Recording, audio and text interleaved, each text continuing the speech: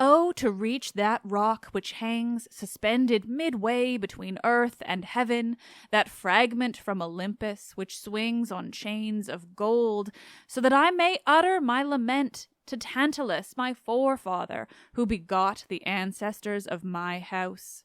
They saw infatuate ruin, the chase of winged steeds, when Pelops in 4-horse chariot drove over the sea, hurling the body of murdered Myrtilus into the ocean's swell, after his race near Gerastus' strand, foam-flecked from the tossing sea. From this came a woeful curse upon my house, brought to birth among the sheep by the son of Maia, when there appeared a baleful portent of a lamb with golden fleece. For Atreus, a breeder of horses from which strife changed the course of the sun's winged chariot, fitting the westward path of the sky towards the single horse of dawn, and Zeus diverted the career of the 7 Pleiades into a new track, and exchanged death for death. Both the banquet, to which Thyestes gave his name, and the treacherous love of Cretan Euripides in her treacherous marriage. But the crowning woe has come on me and my father by the bitter constraints of our house.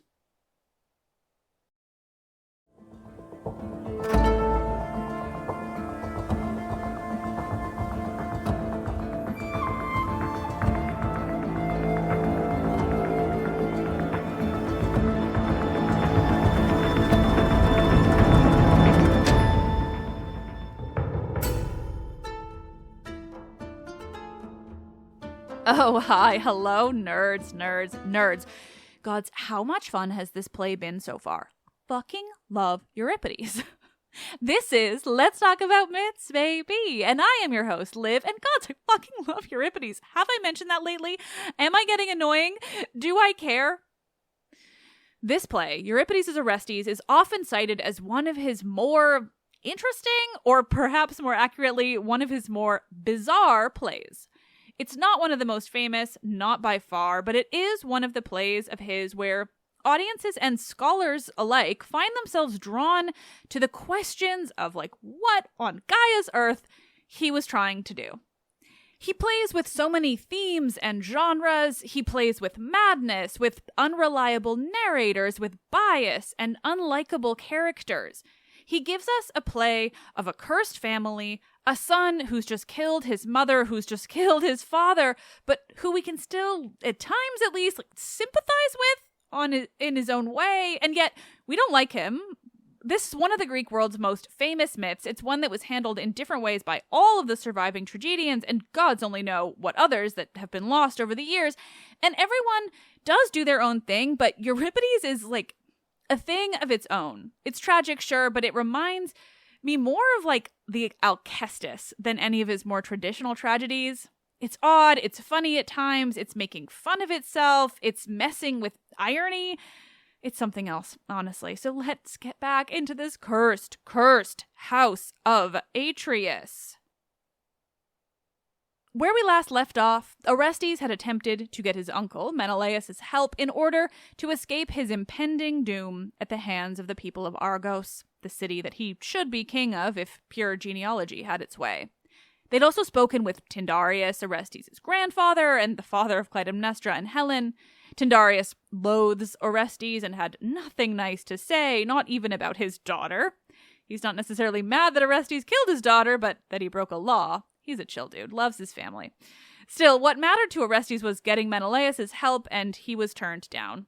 Menelaus didn't have the manpower to stand up to the people of Argos, and Orestes took that as absolute betrayal of his nephew and thus his own brother Agamemnon. Orestes' best friend Pylades arrived to hear his friend's plight, and eventually the two of them went to Orestes' trial at the hands of the Argives, where they were found guilty. They would have to die, but there was a small mercy. They wouldn't die by stoning at the hands of the people of the city. Instead, they would be able to take their own lives. But either way, Orestes and Electra would die for their crimes. And so we find Electra having just been told all of this news by a messenger who witnessed the trial, and she sings with the chorus of Argive women about her and her brother's fate.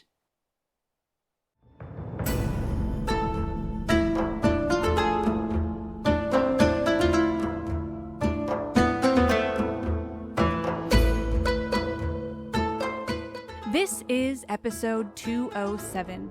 Enter Apollo to tie everything in a nice little bow. Euripides Orestes, Part 3.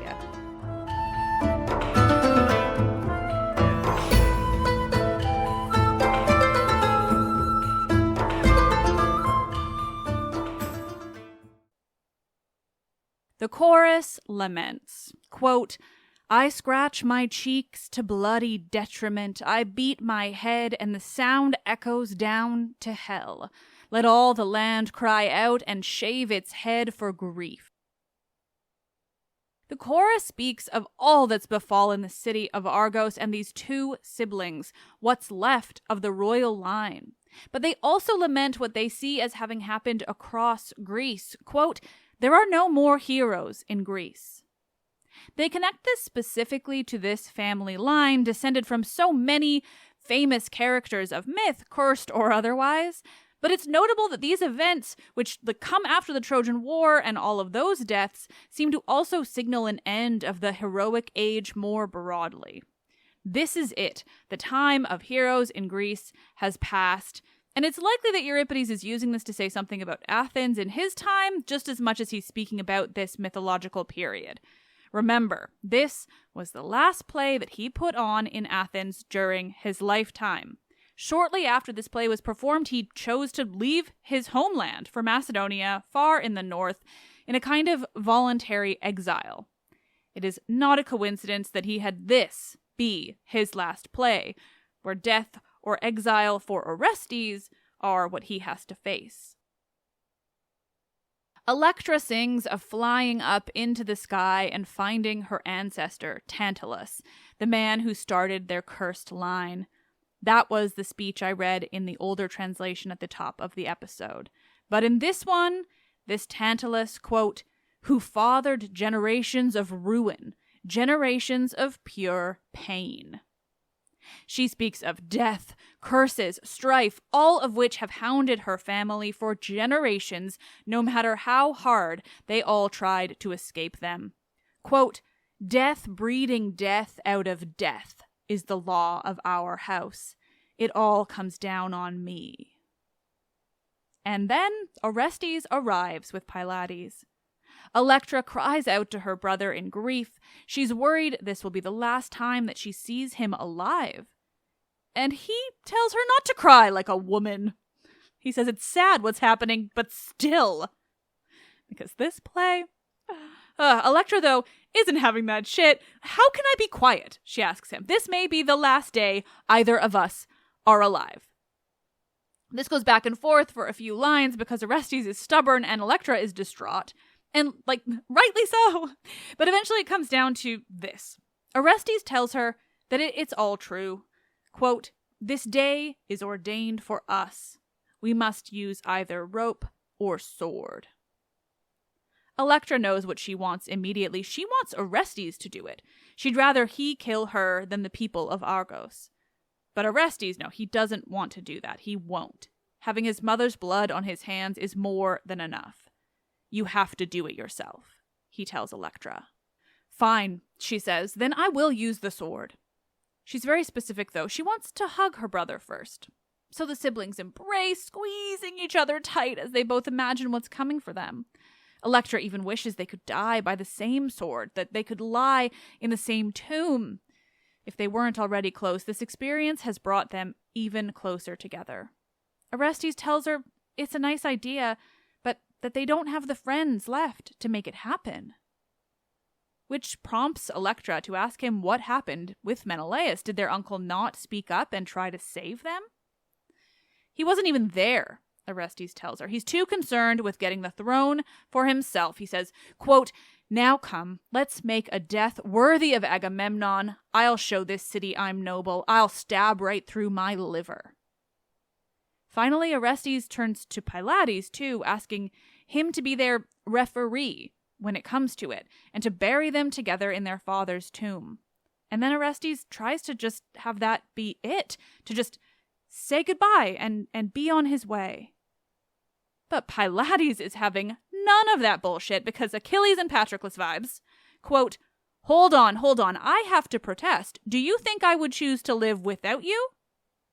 No, you can't die with us, Orestes protests immediately. He reminds his friend that he has so much to live for. The only thing that will change for Pylades is that he won't be able to marry Electra like Orestes had originally planned for them. But he assures his friend that he'll find someone else, that he'll have a family, a life. Quote, Our connection is ended, beloved comrade. Farewell. She and I are finished, but you, may you fare and be well. And so once again, Orestes is trying to have this be the end of it. And again, Pylades is having none of that. He tells Orestes that none of that will be happening, that he will never desert him. He swears it on everything there is. He reminds Orestes that Pylades himself helped in the murder, so he isn't innocent. Just as he helped him kill his mother, he will die alongside Orestes and Electra. Pylades adds that he did agree to marry Electra, after all, and that includes her fate. Quote, And what would I have to say for myself in later life if I stopped being your friend the minute you got into trouble? Pylades finishes his speech by saying the one thing Orestes really needed to hear. He asks how they'll make Menelaus suffer along with themselves. And oh, Orestes is listening now. He wants revenge more than anything. He is consumed by it, as much as he is consumed by the Furies, as if the two aren't related. How will we do it? Orestes asks Pylades. What is your idea? And with that, his friend replies, quote, How about we murder Helen? That would cause Menelaus pain.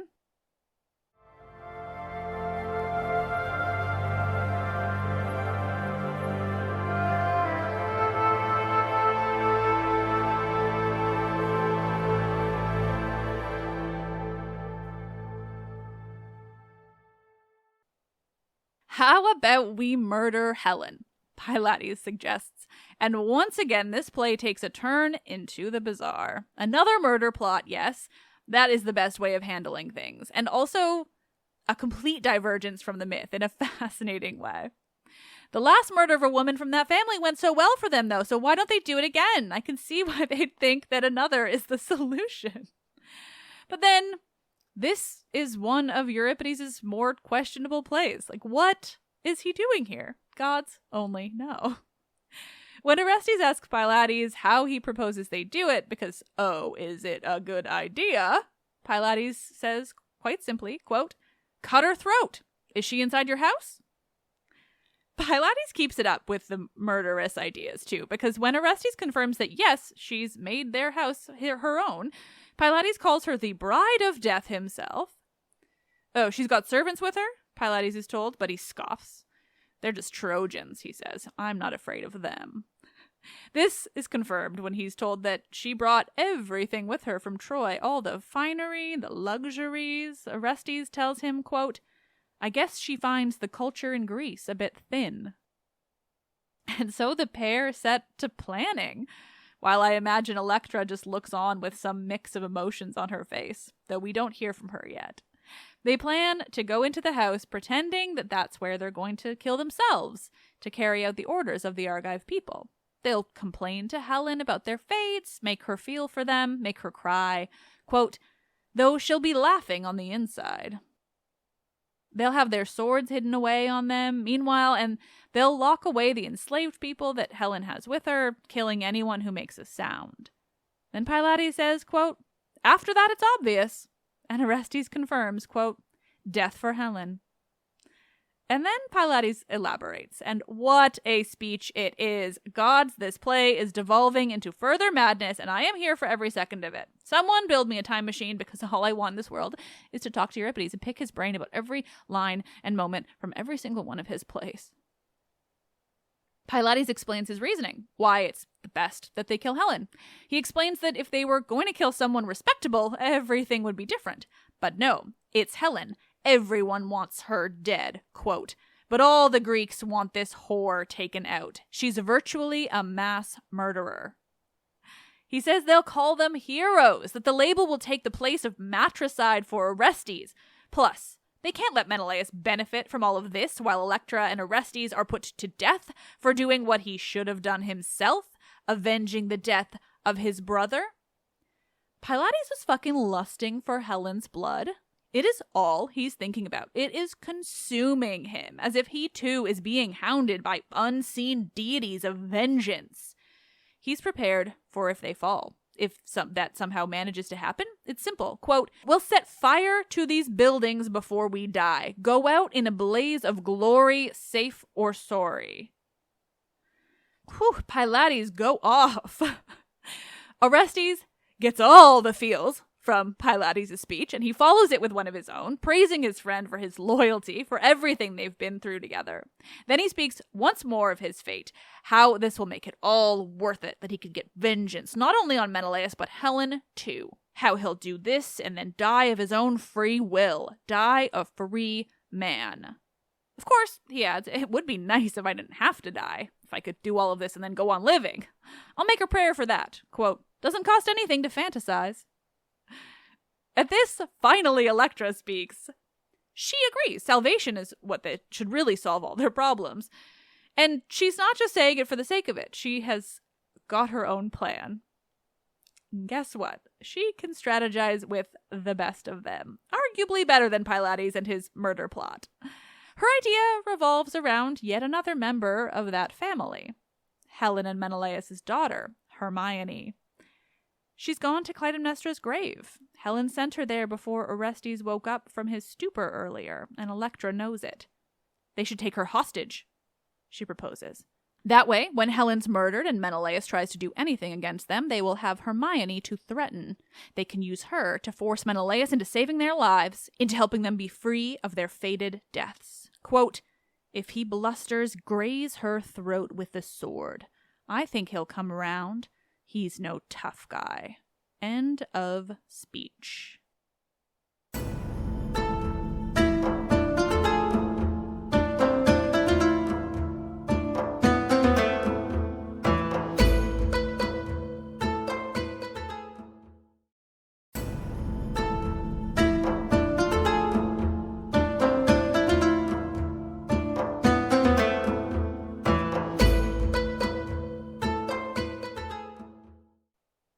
If we thought Pylades was bloodthirsty, Electra is ready to give him a run for his money. Not only does Electra one-up their earlier plans, but hers could actually save their lives. For every idea Orestes and Pylades seem to have, Electra's got a better one. She's the hidden brilliance of this play, ready to one-up everyone at every turn. She is why this play isn't what it seems, like why it isn't an indictment of the women of this story, and why it is just playing around with so much more. And if it isn't proof, Orestes' reply to this is to tell Electra that she thinks like a man. And of course to add that Pylades has lost such a brilliant wife in her. But hey, maybe not, actually, given she's the one with the plan that could be their salvation.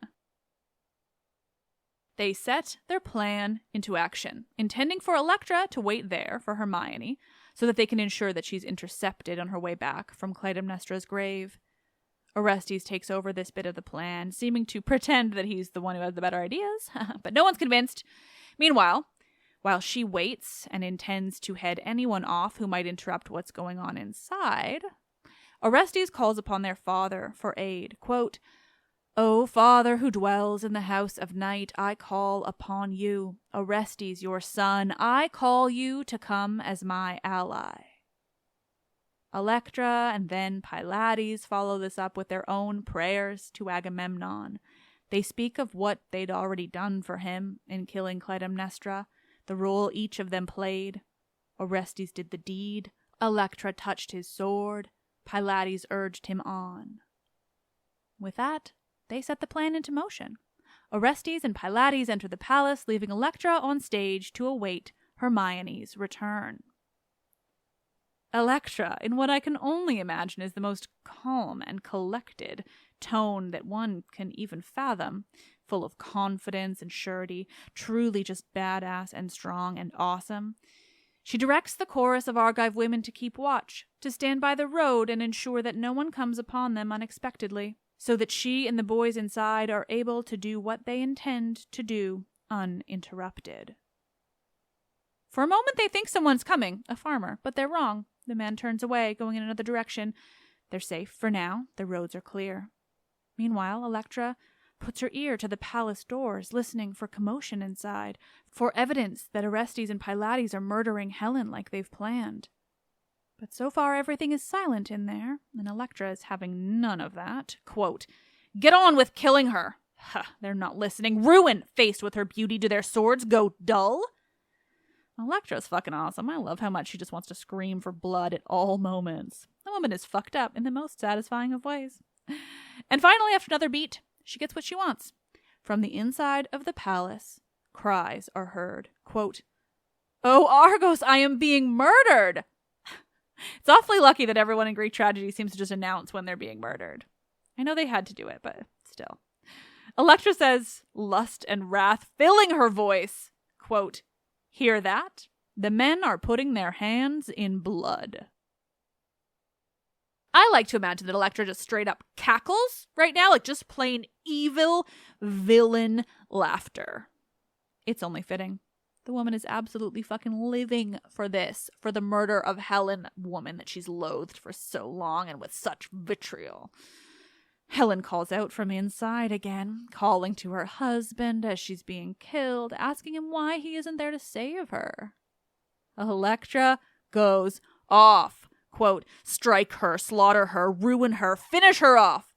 Slash her with the two-edged sword of that father-forsaking, husband-forsaking cause of death, cause of tears for so many good Greek men on the banks of the rivers of Troy." And then, in a blink, Electra's calls for death and destruction, bloodshed and gore, violence and horror are ended completely. She sees Hermione approaching, and with that she calls for silence from the women of the chorus and herself. She pulls herself together easily. She's ready to keep the plan going, to do her part. Quote, "Hermione, have you come from Clytemnestra's grave? Have you poured your libations?" Can't you just hear the sickly sweetness that would have been in her tone? Gives me chills. Hermione confirms that she has, but that she's worried. She heard cries from the palace on her way there. "Oh, cries you heard," Electra replies. "Well, our fate deserves outcry." She's fucking dark. It's so good. Hermione asks what she means. Have their fates been decided then? What is the news? So Electra tells her. Death has been decreed for her and Orestes. And Hermione, well, Hermione is innocent, sweet young girl. Kind, it would seem, and she feels for her cousins. She's sympathetic in her reply to Electra. Electra tells her that the cries from inside are just Orestes falling to Helen's knees as a suppliant. "Oh my," Hermione replies, "no wonder there are cries from inside then."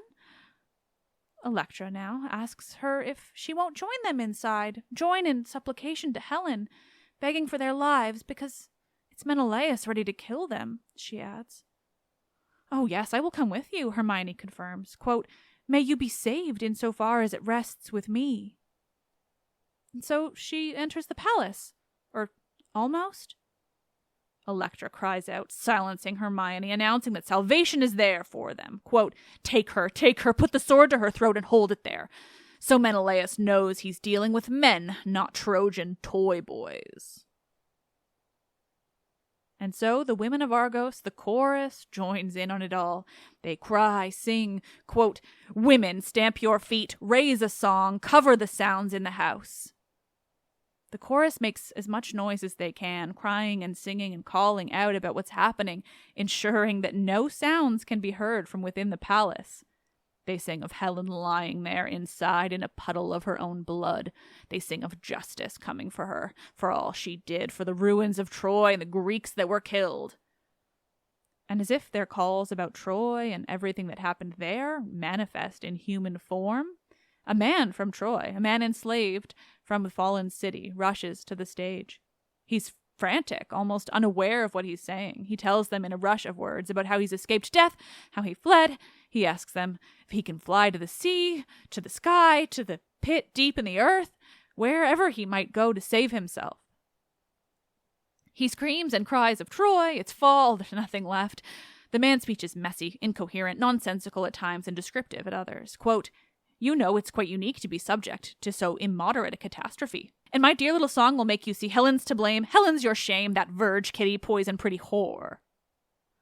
The chorus tries to pull this man from the brink, to even get a morsel of helpful information out of him. He's talking nonsense. They just want to know what's been happening inside the house, damn it. It does little good, though. He is a mess. He is nonsensical. It's disastrous. His mind is a swirling mass of confusion. Quote, "Where I come from, people say bad shit happening when they mean death. Another quaint barbarian idiom is really bad shit happening. That covers blood on the floor and household of swords." He speaks in riddles, rhyming, confusing nonsense. He tells the chorus that 2 Greek lions entered the palace. He describes one of them from the army, another from the streets, quiet as a mouse. He says that the one he didn't trust, that he had snake eyes, that they came with tears, they knelt, they came from all angles, that her bodyguards were too busy adjusting their jewelry, that they weren't paying any attention. When the chorus asks, the Trojan tells them that while this was happening, he was waving a breeze at Helen, cooling her, while she wove in her loom, making a cloth for her sister's grave. That's when Orestes called to her, pulling her away from her weaving. Quote, "She follows away, and then it gets worse. Helen's bad day. The snaky guy jumps on the bodyguard, snarling out his lips." He goes on, describing the 2 men as they take out whoever they need to, as they lock the others away in cupboards. He describes how they could still see what was happening through the cracks in the wood. And then mayhem, bloodshed, horrific acts of violence. It seems like things are going as they should, or at least how Orestes and the others planned. They get at Helen, holding their swords above their heads. They tell her that she's going to die, that her husband betrayed his family, and that's why. But then, the Trojans they'd locked up, they free themselves. They go at Orestes and Pylades with all that they have, whatever weapons they find, but they're no match for the Greek men. Some run, some die, some scream for mercy, and in the middle of this mess, this mayhem, everything is going to shit, and Hermione arrives. Orestes and Pylades lunge for her, attempting to grab her before they realize that they've left Helen, that they never did the deed. She's not dead, but when they turn to return to her to finish Helen off, she disappears.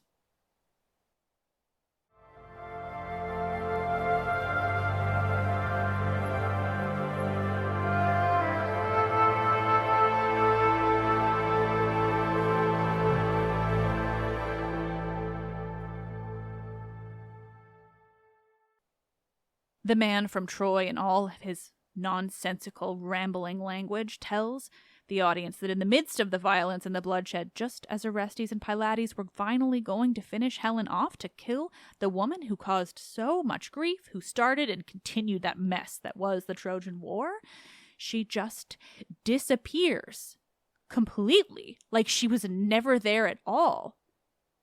This is what the enslaved Trojan tells the chorus of Argive women, describing what's just happened inside the palace while they waited outside for this very news, though it wasn't the news that they expected. And then Orestes is there. He's looking for this Trojan, asks him if he's been calling to Menelaus for help. But no, the Trojan tells him, he's there to help Orestes. He's on his side. He confirms Helen should die 3 times over. But Orestes doesn't believe him. He thinks the Trojan is deceiving him to save himself, that he doesn't believe his own words about Helen's fate. To which the Trojan replies, quote, "Don't believe Helen screwed Greece as well as Troy? Please." Finally, after a bit more convincing and another threat of changing his mind, Orestes lets the Trojan live, lets him slip back into the palace unharmed, while Orestes remains outside, waiting for Menelaus. And once again, the chorus of Argive women sing of the fate of the house of Atreus, this cursed family with even more death facing them now. More violence, more bloodshed, more tragedy. It never ends. They debate what they should do. Should they bring the news to the city itself? They know that the palace seems to be on fire now, that smoke is rising, that those inside aren't shrinking in fear. Quote, "But some god controls all human outcomes, and vengeance is an overwhelming force. This house is finished." They call to Orestes. Menelaus is coming. He should go inside and bolt the doors while he's still got the upper hand, they tell him. And then he's there. Menelaus is on the stage and he's heard what's happened inside, heard about those 2 Greek lions that the Trojan described. He's even heard that Helen isn't dead, but gone, vanished, disappeared entirely. But it's rumor, of course, it's rumor. Some plan of Orestes, it's nonsense. But he will save his daughter, Menelaus confirms, if she's the only one that he can save from these murderers.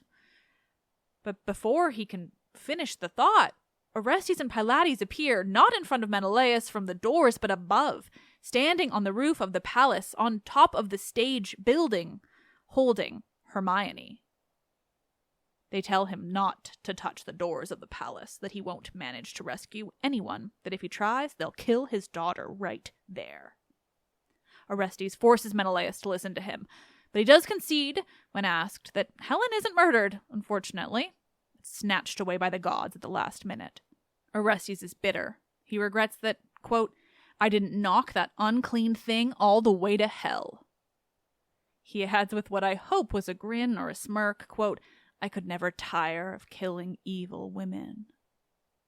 Menelaus seems unconvinced that Orestes didn't actually kill Helen because he asks for her body to be returned so that he can bury it. The pair have an incredible back and forth, each throwing barbed words at each other, threats and accusations of all the horrors that they can fathom. Orestes tells them that they won't be leaving, that they'll set the house on fire and watch it all burn before killing Hermione over the flames.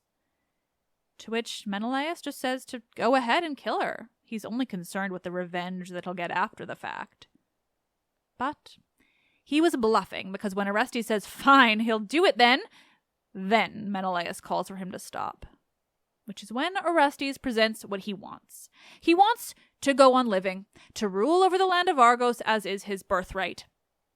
The pair fight over this, who it is that has more right to rule. Menelaus says that his hands are clean, to which Orestes replies that his mind isn't. There's more jabs at bad women, at mothers they do and do not care for or respect. Menelaus tries to get Orestes to let Hermione go. He knows that his nephew really will do it, that he's ready to murder her right there if he doesn't get his way. Menelaus laments. He doesn't know how to solve this, doesn't know what to do. Orestes tells him to get the Argives to allow him to live, to go and plead his case. Menelaus seems to stop hearing Orestes entirely now. He's too wrapped up in what's happened. In Helen's fate and his own, he's too wrapped up in feeling sorry for himself. And so, Orestes is sick of it. He tells Electra, seeming to call to her as she's still inside the palace, tells her to start the fire. Then he directs Pylades to start the fire up where he is on the roof. And once again, Menelaus just laments. He wants help. He wants the people of Argos to come to his aid. Quote, this man is forcing his will upon your whole community, hanging on to life though he's soaked in his mother's blood. But then, Apollo appears. The god himself, Deus ex machina, God in the machine, or rather, on the machine. Apollo appears above the stage with Helen in hand. He's brought in on the machine, the crane that the ancient Greeks constructed for their theaters, that literally allowed gods to fly in from above as though they are brought on a divine wind. There he is, the god who started it all, appearing above them in a divine apparition.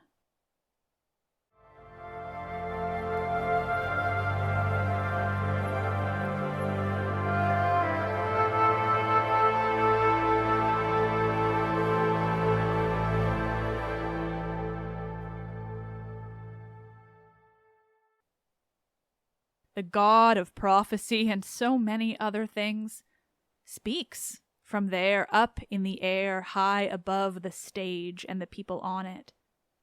Quote, Menelaus, soften your temper. I am Phoebus Apollo, son of Leto, who calls you close at hand. You two, Orestes, with your sword at this girl's throat. Apollo tells Orestes, Menelaus, Pylades, the chorus, and the audience that even though Orestes sought to kill Helen, she is there with him now, in the heavens, saved at the last minute, saved by Apollo, but on Zeus's orders. He tells them that as Zeus's daughter, she will sit there in heaven, beside her brothers, the twins, the Dioscuri, that they'll live on Olympus as gods themselves. He tells Menelaus to find another wife. Helen isn't coming back. Quote, This one, by her beauty, was a mechanism of the gods to kill off a lot of Trojans and Greeks, to lighten the burden of excess population on the earth. And then he turns to Orestes. He tells him to leave Argos, to cross into the next region, to stay there for a year, that the region will even name something after him. Then he adds, quote, Orestes must go to Athens to stand trial for killing his mother. Quote, trust me, you'll win. And after that, quote, and this girl whose throat is being grazed by your sword, Hermione, you'll marry. Yes, Orestes is going to marry the girl he's currently threatening to kill. Apollo even notes that he knows she's actually meant to marry someone else already. Neoptolemus, he thinks. Achilles' son, but not to worry, as Apollo will ensure that Neoptolemus dies, so that Orestes and Hermione can marry each other. Easy peasy. Next, he tells Orestes to give a lecture to Pylades, quote, his life will be happy. His life. Finally, he tells Menelaus to let Orestes rule Argos, that he should return to Sparta, where he can enjoy his wife's dowry. She's no longer able to cheat on him. Apollo finishes his speech with, quote, I'll fix up Orestes' relationship with Argos. It was me made him murder his mother, after all. Phew, Orestes might as well say. He calls his thanks to Apollo, his thanks that the god wasn't being a false prophet. He knew he'd come for him in the end, come to save him for what he did on Apollo's orders. I'll listen to everything you say. Everything's turning out so well. See, he says, look, I'm letting Hermione go, and I'll marry her as soon as I'm allowed. Menelaus then speaks, congratulating his wife on her deification, on how she gets to live amongst the gods as one of them. Then, yep, he says to Orestes, you can marry Hermione. That's totally fine and not at all wild and absurd. And so Apollo tells them all to just go on their way, now that he's sorted everything for them. He adds that he'll bring Helen up to live amongst the gods, that she'll get to live with Hera, Heracles, and Hebe, and that she'll be a god herself, quote, honored by humans, queen of the deep-running sea.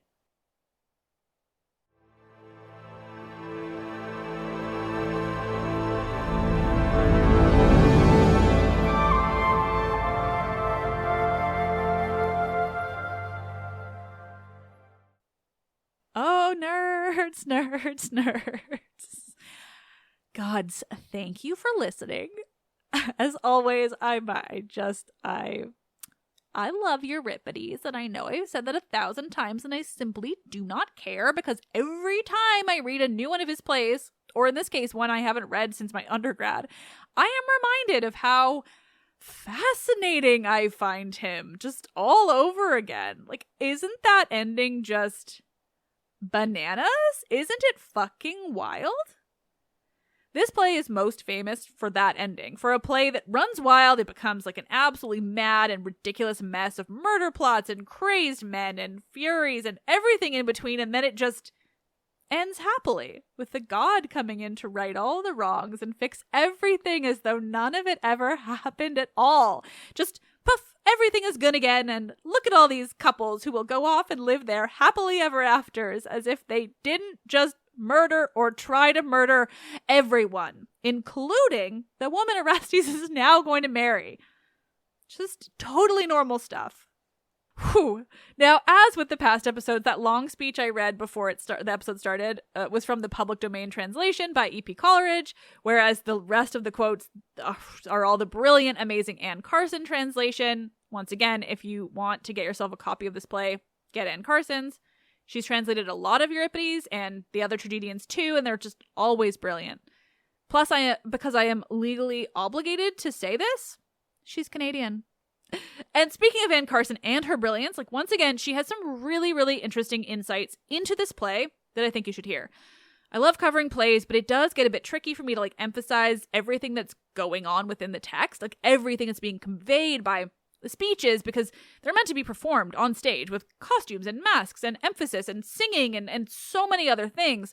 So when I can, providing insights beyond what I can do narratively is just like, it's a thrill for me and it's interesting for you. So here's what Anne Carson had to say about that like incredible speech by the enslaved Trojan who witnessed the whole mess inside the palace, who, by the way, was a eunuch, but it's only mentioned once and I didn't really think I didn't get a chance to quote it. It felt unnecessary. But she says, quote, The second messenger is a sort of hysterical Trojan version of Venus extravaganza, a eunuch slave who speaks entirely in lyric verse. In the original production, he would have sung his lines, probably soprano, to the accompaniment of the flute. Euripides throws in the eunuch for shock value and to make the end of the play more exasperating. He seems to prefer maximum exasperation in the final scene, where all the lines of the plot have been pushed to impasse and categories like good or evil, happy, unhappy, mortal, immortal are sliding around so crazily that only a god can make things clear. End quote. And of course, one of the things that fascinated me most during this play was the use of irony, the way Euripides seems to be playing with us, like the audience at every turn, with every line or every reveal. Nothing in this play is straightforward, and none of it is unintentional. Carson had this to say, and it really stuck with me when it comes to understanding like everything Euripides is doing here. Quote, "Sometimes I wonder if Euripides saw the very texture of reality as ironic, saw the gods as ironic, saw the gods in their interactions with human beings as essentially playing. A frightening idea, but at least it entails the assumption that Euripides himself was not playing, that he was a serious playwright who knew his target and took aim." Ugh. And finally, when Carson was discussing what I've mentioned before, how this was Euripides' last play before he left Athens forever, the reasons for which we don't know, quote, "It makes Orestes his last statement to the Athenians, and a wild, heartless, unconstruable statement it is." Gods, this play. This was so much fun to cover. I feel like it really just brought back all the reasons why I love doing this, like why I love bringing you all these stories from the ancient world. I could do this forever, honestly, and sometimes I get a little bogged down, I'll pick the wrong stories to cover now and then, or I focus too long on the history rather than the stuff that I'm most passionate about. There's a place for history and I won't stop, but when I'm done, it's plays like this that I really need to like reinvigorate me, like remind me everything that I love about the ancient world and Greek literature. So thank you all for listening, because fuck, I just love this so much. I'm so unbelievably thankful that you all help me keep this as my full-time job. It's honestly a life goal realized, and you all play a huge part. So truly thank you. And with that, let's directly thank one of my amazing listeners who left me the most lovely review. Like seriously, I got 2 reviews this week. I'll probably read the next one next week. But both made me smile so wide that I got on the elevator at my building, smiling like a maniac, thinking it was empty, and the woman that was on the elevator might have even been concerned, because I looked ridiculous. This one is from a user called, and I love this part too, Period Tracker Inc.